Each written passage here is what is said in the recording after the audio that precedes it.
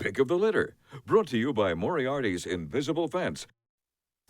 Welcome back. It's Tuesday. That means it's time for Pick of the Litter. And Freddi is back with us today. You may recognize him. He was here, I want to say a month or so ago. He's having trouble finding a home. He is. I really need help for Freddi. And let me start by saying there's no adoption fee for this guy. We want to find him a home.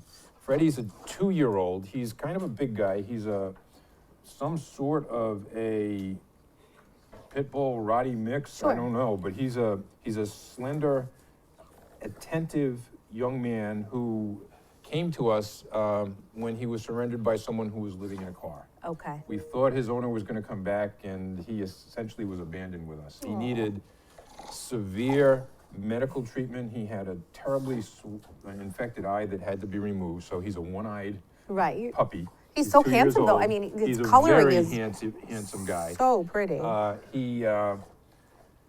He's just a fun guy. He's great on a leash. We think he'd be great with a single owner and a family with no other animals, because we don't know how he'd be with other animals. Sure. But he's an example of everything we do. We took him in as a hardship board. We provided free medical care. Now we've had him for over 6 months.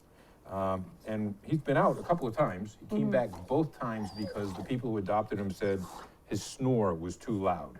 Oh, Freddi. So what we did is we sent him to a foster home, and his experienced foster parent had him sleep outside of her bedroom. Okay. He whined for a little while, but then he was fine outside. So that's, except that he snores, and I'm sure there's a lot of people out there with spouses No who snore. kidding, right?